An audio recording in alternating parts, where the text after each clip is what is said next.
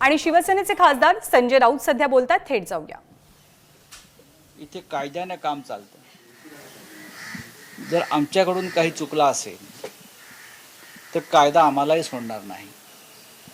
मुंबईचे आणि महाराष्ट्राचे पोलीस कधीही कोणावर अन्याय करत नाही, सुडानं कारवाई करत नाही। त्याच्यामुळे जर कोणी गुन्हा केला असेल आणि तो दडपला असेल आणि त्या संदर्भात काही तपासाचे पुराव्याचे धागेदोरे पोलिसांकडे आले असतील तर पोलिसांनी कारवाई केली असेल, त्या कारवाईशी सरकारचा किंवा एखाद्या राजकीय पक्षाचा कोणताही संबंध असण्याचं कारण नाही। सर, हिंदी में जानना चाहेंगे, जिस तरीके से आज अर्नब गोस्वामी के घर पे पुलिस की रेड पड़ती है, उन्हें उठाया जाता है, अरेस्ट कर लिया जाता है, बदले की भावनाओं से कर रहे हैं। महाराष्ट्र की सरकार कभी बदले की भावना से कार्रवाई नहीं करती। आप ये शब्द का इस्तेमाल मत करें। मुंबई की पुलिस हो या महाराष्ट्र की पुलिस हो, यहाँ कानून का राज है। महाराष्ट्र में यहाँ किसी प्रकार की अराजकता नहीं है। महाराष्ट्र के मुख्यमंत्री उद्धव ठाकरे जी, महाराष्ट्र के गृहमंत्री अनिल देशमुख जी, महाराष्ट्र राज्य पुलिस के महासंचालक डीजी पुलिस हो या मुंबई के पुलिस कमिश्नर हो, पुलिस प्रोफेशनल है। उनके पास अगर कोई जांच में कोई एविडेंस हाथ में लगा होगा किसी केस में, तो पुलिस किसी के ऊपर भी कार्रवाई कर सकती है। हम कभी इस राज्य में जब से ठाकरे सरकार का गठन हुआ है, बदले की भावना से कभी हमने किसी के ऊपर कार्रवाई नहीं की। प्रकाश जावड़ेकर कह रहे हैं कि आपने देखा होगा कि ये जो जिस चैनल का नाम आप ले रहे हो, इस चैनल ने हमारे सब के खिलाफ जिस प्रकार का एक बदनामी का कैंपेन चलाया था, झूठे इल्ज़ाम लगाए थे, तो हमने तो ये कहा कि अगर ये झूठे इल्ज़ाम कोई लगाता है तो उसकी भी जांच होनी चाहिए। अब कोई क्या बोलता है, क्या करता है, उसके लिए सफाई देने के लिए मैं यहाँ बैठा नहीं हूँ। आपने मुझे सवाल पूछा, मैंने जवाब दिया। पत्रकारितेसाठी काळा दिवस आहे असंही बोलतात का आम्ही सगळे पत्रकारच आहोत, तुम्ही पत्रकार आहात। मला असं वाटत नाही की हा काळा दिवस असावा। पत्रकाराने सुद्धा आपल्या मर्यादा पाळल्या पाहिजे। जर तुम्ही मर्यादा कोणीही कोणत्या क्षेत्रात पाळल्या नाही तर मला असं वाटतं, आणि तुम्हीच न्यायालय बघा, सर्वोच्च न्यायालयानं त्या वृत्तवाहिनी विरुद्ध विषय काय सांगितले समजून घ्या।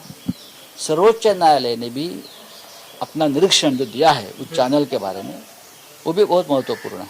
आप न्यायालय नहीं हो, आप जांच एजेंसी नहीं हो,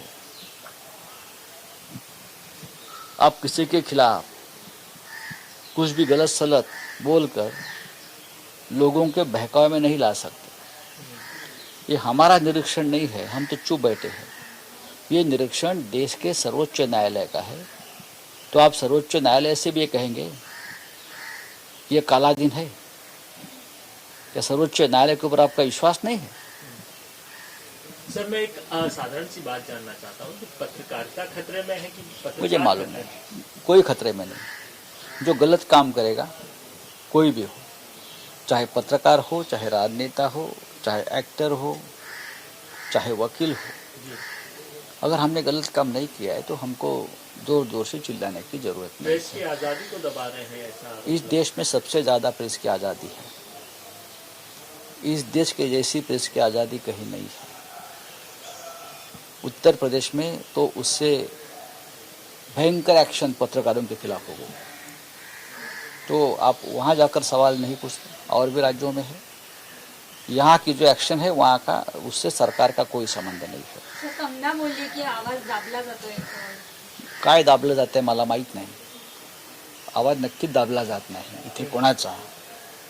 असं कशा करता बोलावं की आवाज दाबला जातोय किंवा दडपलं जातं आहे, असं काही नाही। महाराष्ट्र हे खूप स्वातंत्र्याचा, व्यक्ती स्वातंत्र्याचा, अभिव्यक्ती स्वातंत्र्याचा पुरस्कार करणारं राज्य आहे।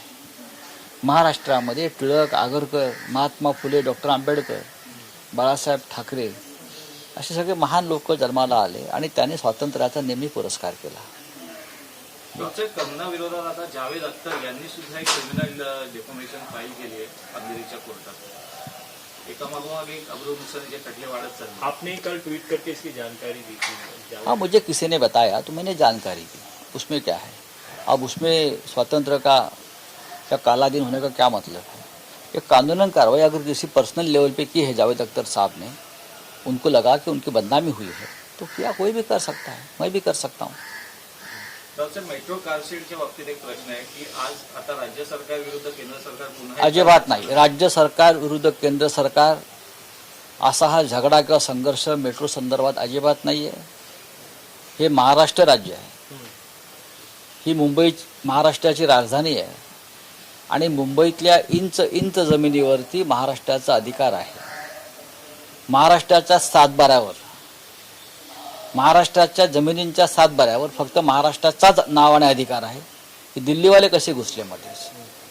अहंकार की लड़ाई हो रही है मेट्रो कार शेड पे. कुछ नहीं, हमारा क्या अहंकार.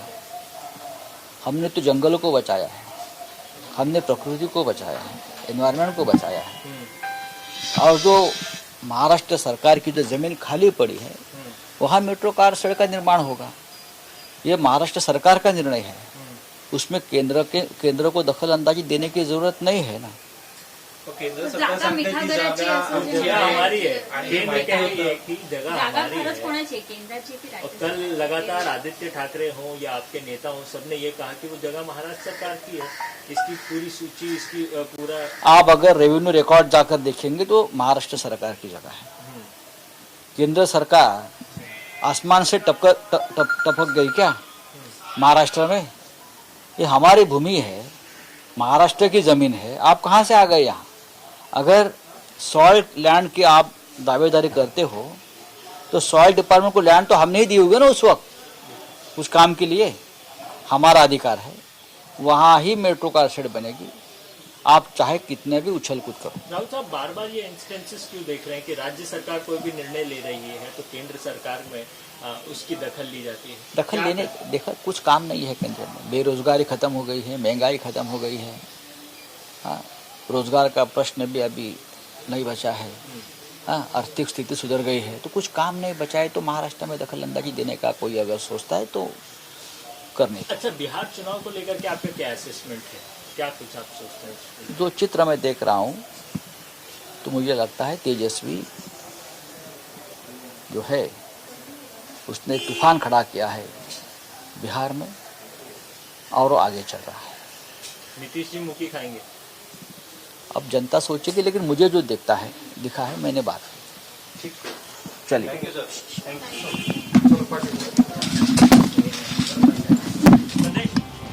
तर महाराष्ट्र सरकार सूडबुद्धीनं कारवाई करणारं सरकार नाही आणि ही कारवाई पोलिसांनी केलेली कारवाई आहे. त्याचा सरकारशी संबंध नाही. पोलिसांकडे सबळ पुरावे असतील आणि म्हणूनच पोलिसांनी कारवाई केल्याचं संजय राऊतांनी म्हटलेलं आहे. मेट्रोच्या कारशेडच्या जागेचाही प्रश्न त्यांना विचारण्यात आला. महाराष्ट्रामध्ये कायद्यानं काम चालतं असंही त्यांनी म्हटलं. अर्णब गोस्वामी यांच्या अटकेनंतर संजय राऊतांची पहिली प्रतिक्रिया आहे. सरकार सुडानं काम करत नाही असंही त्यांनी नमूद केलंय.